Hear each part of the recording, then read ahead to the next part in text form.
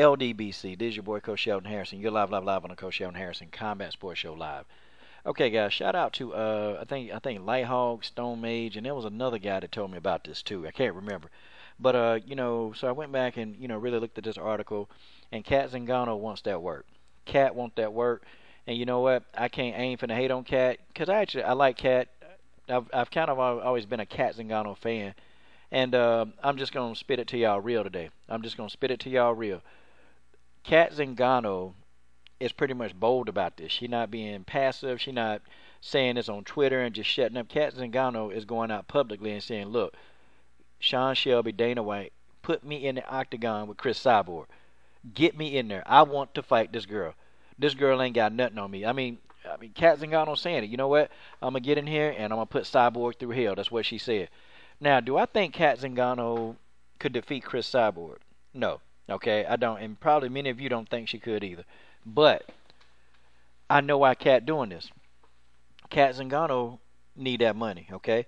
And Cat Zingano, she's one of those fighters. Her name, a lot of people know who she is, but it's sad that, that Cat Zingano has done all that she's done in mixed martial arts, and she really don't have the financial stability to show for it. And it really is sad. And that's why she was getting upset, about investing because, no, Cat hadn't really made the mega paydays that she hoped for, not the ones that she want. And she's gotten some money in the sport of women's MMA, but she hadn't got those huge mega paydays that she really, really want. So this fight right here, if Cat Zingano take this fight for less than six figures, she crazy. She need to start at 200,000 and up, plus some of the pay-per-view revenue.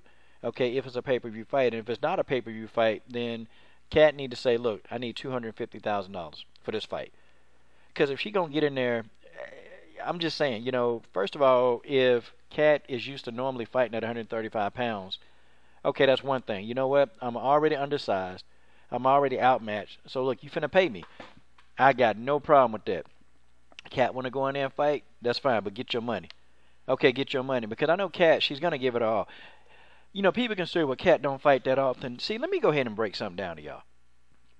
There's a reason why Cat Zingano hasn't been fighting as much as we would like to see her fight. And it's just because, Cat talked about, her, having health issues. She talked about that. See, I still believe, and I don't believe that Cat Zingano has gotten over the death of her husband. Her husband committed suicide. And I really feel bad for her because I still don't think that she's come to a place of closure with that.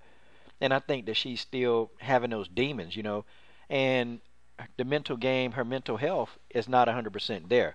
And I even think that is also what affected her when she fought Juliana Pena. Her mental health wasn't there. And she started out great, excellent against Juliana Pena.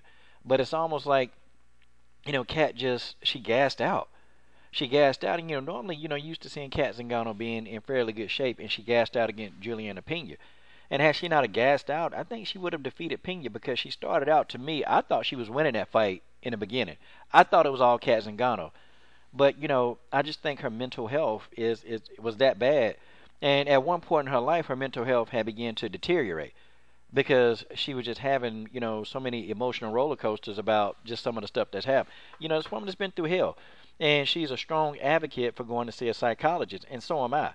I'm a strong advocate. If you need to go sit in a chair, go sit in a chair. Because, it's better that you get somebody that can help you.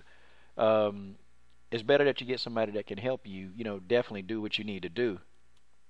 And I just believe that, yeah. Get somebody who can help you do what you need to do. Get them. But she's an advocate of that. And, I can tell you that her mental health probably hasn't been what it's supposed to be because she's been in a treatment facility. And if you hear what she's saying, if you go to a treatment facility, they're treating you for mental health disorders, okay? Not so much a physical thing, but hers is mental. And you got to be mentally ready when you go to fight a woman like Cris Cyborg. Because if you're mentally weak, Cyborg is going to prey on you, and she's going to devour you. I agree with Cat. Cat said, no, I'm not going to fight her at UFC 214, but, I want to get myself time to get my mental health, to get my health together, okay? I'm assuming that she meant mental health, but, she hadn't come out and technically said mental health. So I'm going to kind of assume because I know that that's what she's been dealing with over all these years. But She got to be on top of her A game. You can't go into a Cyborg fight, sloppy. You just can't do it because this woman is going to bring pain. Okay, she's going to do everything she can to take you out. She's not trying to submit you. Cris Cyborg is trying to get you out of there. She's trying to inflict as much damage on you as she can.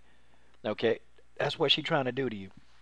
And when she does, and when she gets that done, then and only then, she'll congratulate you if you're not going to the hospital. That's what it is. But Cat Zingano talking strong too, and she talking reckless. And Cat Zingano saying, "Look, if she had to do steroids to get to this level, then she's not as good as me." Zingano said, "I'm going to put her through hell. She's never had to work as hard as me. I'm not scared of her. She had to use substances to get through the things that I've gotten through naturally. I've got respect for her, but when people say it can't be done, all I say is watch me do it and stay off my bandwagon once I do." I love this girl.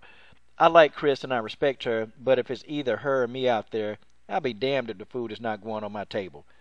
That's what I'm talking about. Hot diggity dog. Somebody with enough nerve to come out and say, "Look, I'm going to fight you to the death. Okay, I'm going to fight you to the death, but you ain't taking food off me and my kid table. You ain't taking food. I'm going to beat you, and I'm going to get the food on my table." I like Cat Zingano's zest. I like it, man. I like it. I don't think she'll defeat Cris Cyborg, but you already know when Cat Zingano gets in there, she's going to give it everything she has. Okay, Cat is going to give it 100%. She is. She's not going to lay down for the paycheck. Cat Zingano is going to get in there. She's going to put on a good fight for the fans. That's what she's going to do. She's not going to lay down. And, it's really hard for me not to like Cat Zingano. It's not hard. Because when she was mentally ready and when she was mentally on top of her game, she went in and, you know what? She beat Amanda Nunes. And that's a Cat Zingano that, to me, was there on all cylinders. But you guys tell me what you think about this, okay? Do you think Cat Zingano really is looking for the payday? Do you think that Cat thinks that she can beat Cris Cyborg? Do you really believe in Cat's heart that she thinks that she can go in there and defeat Cyborg?